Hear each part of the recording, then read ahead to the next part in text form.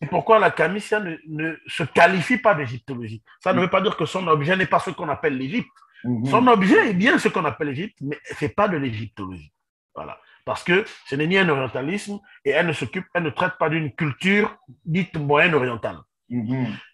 Dès lors, donc, l'égyptologie est caractérisée par la nécessité de détruire à tout prix et dans tous les esprits le souvenir d'une Égypte nègre. Voilà. Mhm. Donc, la Kamissia a pour objet cette Égypte nègre. Mhm. Et donc, par conséquent, la Kamissia n'est pas de l'égyptologie parce que l'égyptologie, telle qu'elle est, euh, euh, euh, telle qu'elle est organisée aujourd'hui, et je dis dans le cadre de la science et de la production de savoir, au niveau de l'interprétation de ces données, est un orientalisme, est une science coloniale. Donc, je ne suis pas en train de dire ici que l'ensemble des savoirs et surtout l'ensemble des disciplines qui permettent de constituer les sciences, enfin le savoir égyptologique, dans leur démarche ne sont pas euh, sont inutiles ou bien ne sont pas utiles. Non, c'est utile.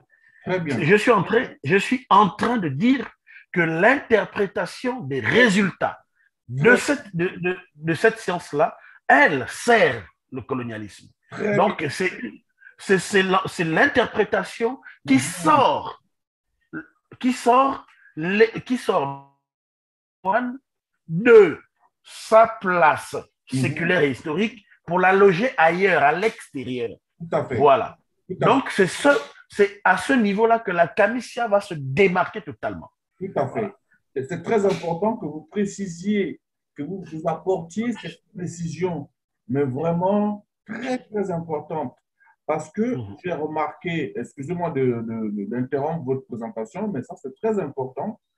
J'ai remarqué justement qu'il y en a qui se servent de ce raisonnement-là en disant que l'égyptologie, justement, c'est colonial, justement comme argument pour dire, je caricature un peu, l'égyptologie, Mhm. c'est pour les Blancs. Si vous voulez apprendre les médounétaires, il ne faut pas faire l'égyptologie. Ah Voilà. non, non, Faut non, pas non, ça je le. et, Non, et, non, ça et, c'est. et Non. pire encore, docteur, pire encore, il y en a qui développent des méthodes à eux, propres à eux, pour apprendre Non, les médounétaires. Des méthodes vraiment, moi je trouve certaines méthodes particulièrement hallucinantes. Et quand je non, vois non, non. adhérer à cette méthode par anticolonialisme légitime, en se disant, bon, bah voilà, comme l'égyptologie est coloniale, eh bien, je vais aller apprendre la méthodologie d'apprentissage de médounétaire par la mélanine. Hein. On se concentre devant la stèle, et puis voilà, c'est moi qui ai inventé ça, donc je vais le faire. Non. Bon, je caricature. Oui. Mais En vraiment, fait, je vais recadrer un peu les choses selon notre entendement. Je venais de dire qu'une discipline se caractérise par son objet, sa méthode et ses objectifs.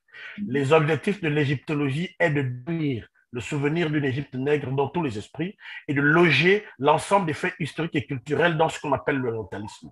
Donc, ce qui démarque la camissa de l'égyptologie, ce sont ses objectifs. Mais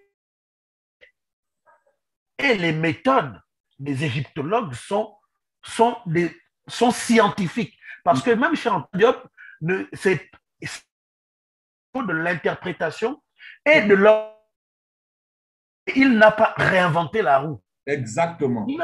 Il n'a pas réinventé la roue. Il a Exactement. dit que pour expliquer les faits, et même le compte rendu du colloque du Caire le dit, Mhm. pour expliquer les phénomènes culturels, linguistiques, et culturelle et linguistique au moins de ce qui Mhm. se passe en Égypte. C'est dans les tels masques d'Ogon qu'il faut aller chercher. Donc, en fait, c'est clair. Mhm. Mais ça ne veut, c'est pour interpréter les résultats du travail. Mhm. Donc, c'est à ce niveau-là que Camissia dit qu'il n'est pas égyptologie parce qu'il ne va pas interpréter à partir de l'Orient, c'est-à-dire en dehors du contexte camite. C'est ça. Il dit on a l'objet Kemet. Mhm. Dans cet objet, la vallée s'appelle la plus ancienne, le plus ancien modèle. produit culturel de notre continent, c'est à Tamerita City. C'est donc à partir de Tamerita City qu'on va mettre en perspective les éléments culturels qu'on voit vivants aujourd'hui, pour que l'un explique l'autre. Et donc, si on veut expliquer quelque chose à Tamerita City, on regarde dans l'univers culturel actuel.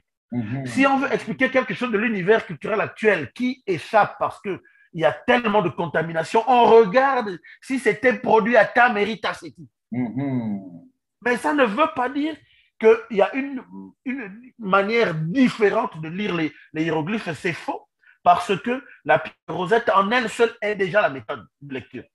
C'est tout. On ne va pas inventer une autre méthode. C'est la méthode de la pierre de Rosette. Il y a eu 2 langues et 3 systèmes d'écriture. Les équivalents sont là, clairement définis, et ça nous a permis de lire. Ça nous a permis de lire tout le reste. Maintenant, c'est quand on veut interpréter ce qu'on lit là. C'est là où nous ne sommes pas d'accord avec les égyptologues. Merci. C'est ça, voilà le vrai problème. Très, très important cette précision. Très, très important. Continuez.